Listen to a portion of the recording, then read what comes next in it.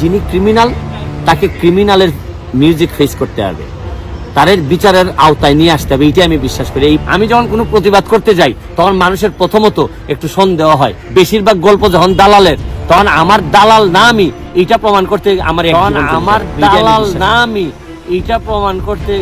এক জীবন চলে যাবে।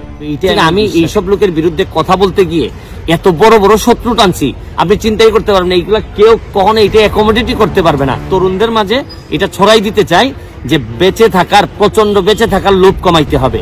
এটা যদি লোভ কমাইতে পারেন তাহলে যতদিন বাঁচবেন বাঘের বাচ্চার মতো বাঁচবেন। তারপর আপনাকে এই অভিযোগগুলো প্রতিবারই কেন করা হয়?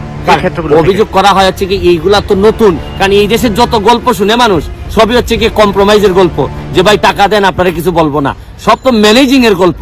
এই অসংখ্য গল্পের মধ্যে আমি যখন কোনো প্রতিবাদ করতে যাই তখন মানুষের প্রথমত একটু সন্দেহ হয়। আর আমি এমন একটা দেশে জন্মাইছি ভাই, বেশিরভাগ গল্প যখন দালালের, তখন আমার দালাল না আমি এইটা প্রমাণ করতে আমার এক জীবন চলে যাবে। Thank you.